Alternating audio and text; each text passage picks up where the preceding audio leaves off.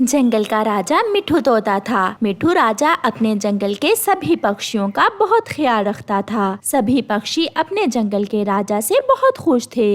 एक कौवा और कव्वे भी उसी जंगल में रहते थे, जो बहुत दुष्ट कव्वे थे। वो बुरे थे और हमेशा उनकी बुरी ही सोच होती थी। कालू जी, न जाने कब ये मिठू राजा मरेगा और कब तुम जंगल के राजा और मैं जंगल की रानी बनूंगी। वो दिन दूर नहीं है गोरी, जब मैं जंगल का राजा बनूंगा। ऐसे वो दोनों पति पत्नी अपने राजा के बारे में बुरी सोच रखते थे। एक दिन मिठू राजा बीमार पड़ जाता है। मिठू राजा कव्वे से कहता है, कौवे, जल्दी से जाओ और बुलबुल से मेरे लिए दवा लेकर आओ। मेरी तबीयत ठीक नहीं है। राजा जी, मैं अभी जाता हूँ। ऐसा कहते हुए कालू कौवा मिठू राजा के लिए दवा लेने चला जाता है। बुलबुल, बुलबुल, मिठू राजा को तेज बुखार है, उनके लिए दवा दे दें। आप ये शरबत ले जाएं। मिठू राजा से कहना कि दिन में 2 बार पी लें। इस शरबत से उनका बुखार ठीक हो जाएगा। कालू बुलबुल से मिठू राजा की दवा लेकर वहाँ से जाता है। रास्ते में जाते हुए कालू कौवा सोचता है, यही मौका है, अब मैं मिठू राजा को आसानी से मार सकता हूँ। ऐसा सोचते हुए कालू कौवा पहाड़ों के पास रुकता है और मिठू राजा की दवा में जहरीले फल का रस मिला देता है। अब तो मिठू राजा मरेगा और मैं बनूंगा जंगल का राजा और गोरी बनेगी रानी। फिर वो जहर वाली दवा लेकर कालू कौवा मिठू राजा के पास जाता है। कालू, तुमने इतनी देर क्यों कर दी आने में? राजा जी, बुलबुल घर पर नहीं थी, इसलिए मुझे वहाँ इंतजार करना पड़ा। ये दवा है, आप इसे दिन में 2 बार पी लें। फिर मिठू राजा कालू कौवे से वो दवा लेकर पी लेता है। थोड़ी ही देर बाद मिठू राजा गिर जाता है। मेरा दिल घबरा रहा है। कबूतर और चिड़िया भी वहाँ आ जाते हैं। सब वहाँ पहुँच जाते हैं और सब पक्षियों की आंखों के सामने मिठू राजा का अंत हो जाता है। मेरा राजा, मेरा मिठू राजा बहुत अच्छा था। ये क्या हो गया हमारे राजा को? मिठू राजा की तबीयत कल से ही खराब थी, मगर उन्होंने किसी को बताया ही नहीं। अब मिठू राजा जैसा राजा हम कहाँ से लेंगे? हमारे राजा बहुत अच्छे थे। अब हमें अपने लिए नए राजा का चुनाव करना होगा। नए राजा का चुनाव हम कल करेंगे, इसलिए आप सारे पक्षियों को बता दें कि कल सुबह सारे पक्षी बड़े पेड़ के नीचे इकट्ठे हो जाएं। कालू कौवा भी खुशी खुशी घर पहुंच जाता है। गोरी, गोरी, मिठू राजा मर गया, मिठू राजा मर गया। मैंने उसे जहर देकर मार दिया। क्या? नहीं, तुम झूठ बोल रहे हो। नहीं गोरी, मैं सच कह रहा हूँ। मिठू राजा मर गया है, मैंने उसकी दवा में जहर मिला दी थी। सारी जिंदगी में ये एक काम मेरे कालू जी ने काम का किया है। अब तो मैं रानी बनूंगी। नए राजा का चुनाव कब होगा कालू? कल सुबह बड़े पेड़ के नीचे सब इकट्ठे होंगे। फिर दूसरे दिन सारे पक्षी इकट्ठे हो जाते हैं। मर गया हमारा राजा। बहुत बुरा हुआ। जब जिंदा थे राजा जी तो कहा करते थे कि मेरे मरने के बाद कौवे ही राजा बन सकते हैं। कबूतर भैया, हम सब में बड़ा कौन है? कालू कौवा ही सबसे बड़ा है। तो फिर हम कालू कौवे को राजा बना देते हैं। मुझे अच्छा नहीं लगता कि राजा जी की कुर्सी पर मैं बैठूं।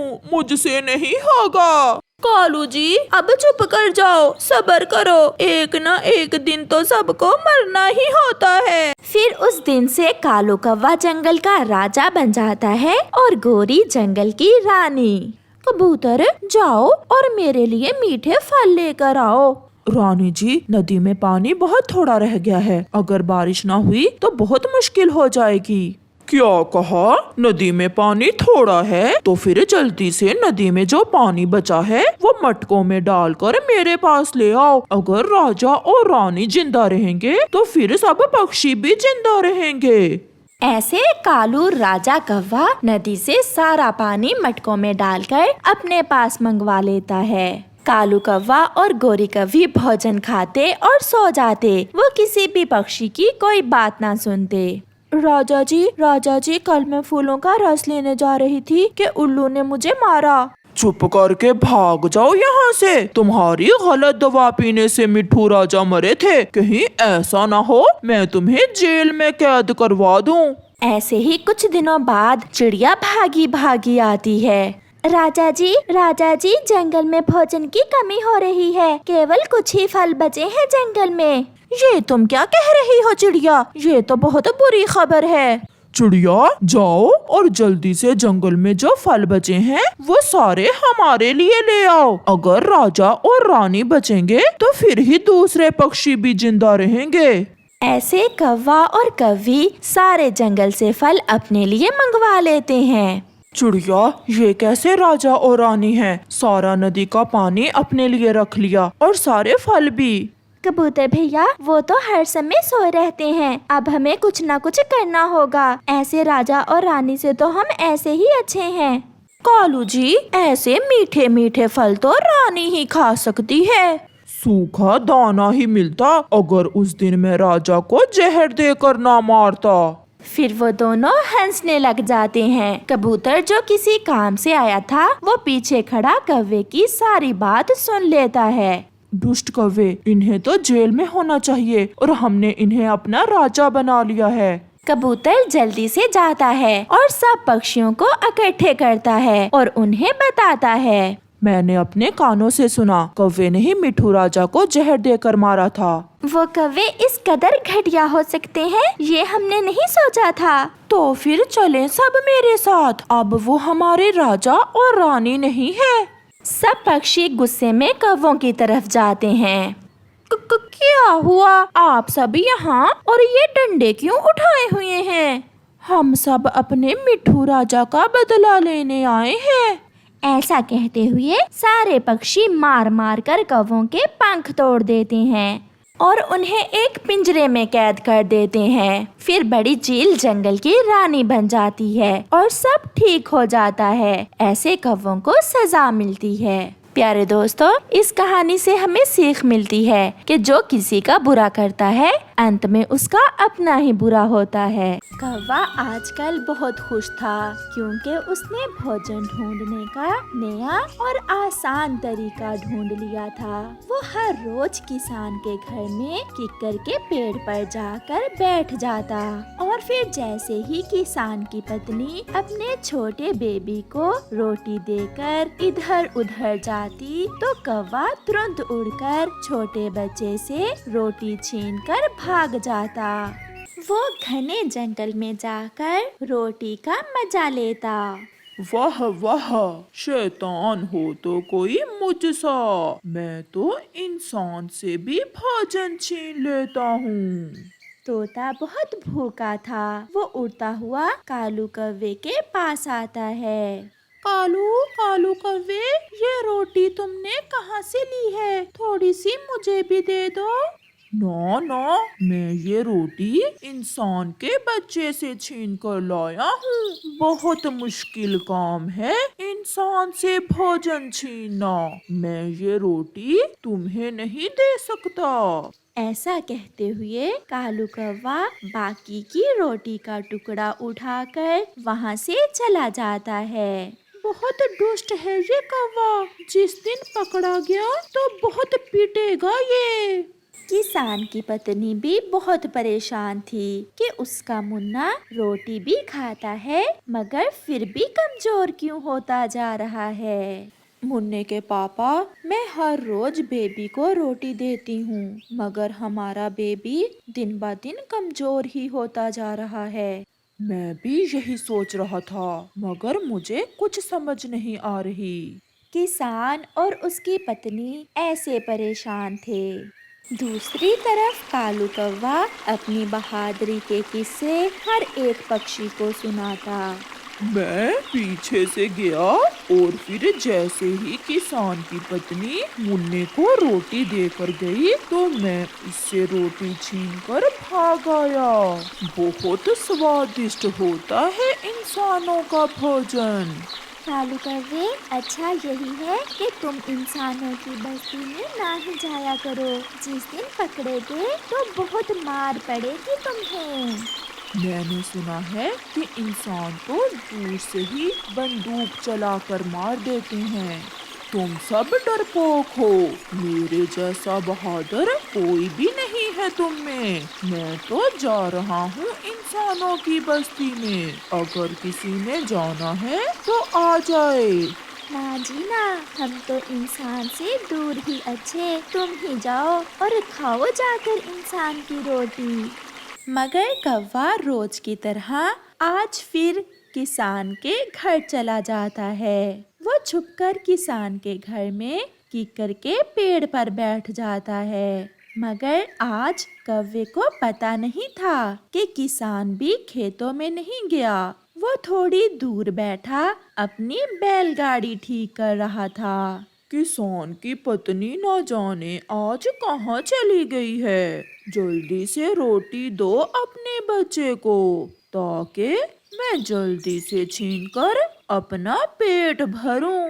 फिर कौवा देखता है कि किसान की पत्नी एक बर्तन में देसी घी की चूरी डालकर अपने बेटे को देती है। खा लो मेरे मुन्ने, ये चूरी देसी घी की है। जल्दी से खा लो और मैं बर्तन धो लेती हूँ। किसान की पत्नी बर्तन धोने चली जाती है। कौवा भी बैठा सब देख रहा था। जैसे ही किसान की पत्नी बर्तन धोने जाती है तो कौवा जल्दी से उड़ता है और छोटे बच्चे के पास जाकर बर्तन से चूरी खाने लगता है। किसान जब कौवे को अपने बेटे के बर्तन से चूरी खाते हुए देखता है तो वो अपनी गुलेल से एक कांच सीधी कौवे पर चलाता है, जो सीधी जाकर कौवे के पंख पर लगती है और कौवा गिर जाता है और काई काई करने लगता है। फिर किसान जाकर कौवे को पकड़कर उसी पेड़ से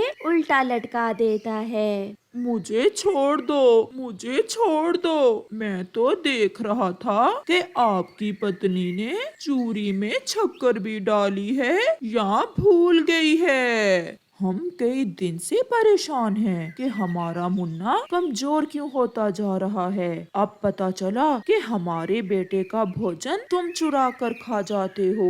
किसान की पत्नी भी आ जाती है। मैं खेत में जा रहा हूँ और इस काले कौवे को छोड़ना ना। यही है वो चोर जो रोज मेरे बेटे की रोटी छीन कर खाता है। काले कौवे, बच्चों से रोटी छीनते हो? शर्म नहीं आती तुम्हें दुष्ट कौवे? मैं हर रोज तुम्हें दाना डालती हूँ, मगर तुम हो कि फिर भी मेरे बेटे की रोटी छीन लेते हो। दाना खा खा कर मेरा जी भर गया था, इसलिए मैं गलती कर बैठा। अब मुझे माफ कर दें। मगर किसान की पत्नी वहाँ से चली जाती है। जब शाम तक कालू कौवा जंगल वापस नहीं जाता तो सभी पक्षी सोचते हैं कि कौवा जरूर आज पकड़ा गया होगा। कबूतर भैया, अभी तक कालू कौवा नहीं लौट कर आया। अब तक तो वो आ जाता है, कहीं वो पकड़ा तो नहीं गया। मिट्ठू तोता, जो कभी कभी इंसानों की बस्ती में चला जाता था, वो जब कालू कौवे को पेड़ से उल्टा लटका हुआ देखता है तो वो कौवे के पास जाता है। कालू, तुम यहाँ क्या कर रहे हो? बचा लो, मुझे बचा लो मिट्ठू। मैं किसान के बेटे की चूरी चुरा रहा था कि पकड़ा गया। मिट्ठू, जल्दी से जाओ और चिड़िया को बुला कर लाओ। वही मुझे किसान की पत्नी से छुड़वा सकती है। कालू, वो दिन याद करो जब मैंने तुम्हें इंसान से भोजन छीनने से मना किया था। बस एक बार मुझे बचा ले मेरे दोस्त, फिर मैं कभी इस दिशा में भूल कर भी नहीं आऊंगा। फिर मिट्ठू जल्दी से जंगल की तरफ आता है। वो सीधा चिड़िया और कबूतर के पास जाता है और उन्हें सारी बात बताता है। तो फिर आज कालू पकड़ा ही गया। कबूतर भैया, वो जैसा भी है तो हमारा दोस्त, हमें उसकी मदद को जाना होगा।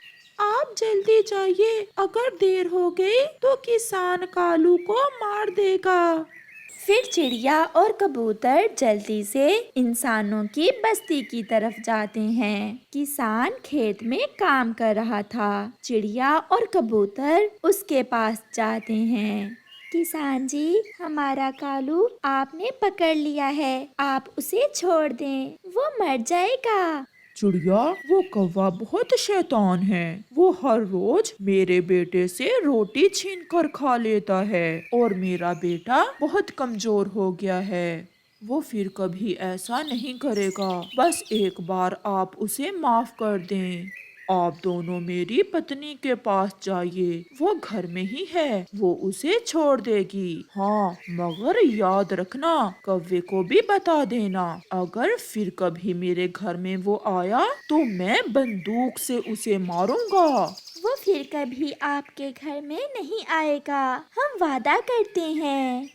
फिर चिड़िया और कबूतर किसान के घर जाते हैं। किसान की पत्नी लाल मिर्ची साफ कर रही थी। चिड़िया उसके पास जाती है। चिड़िया और कबूतर को देखकर कौवे की जान में जान आती है।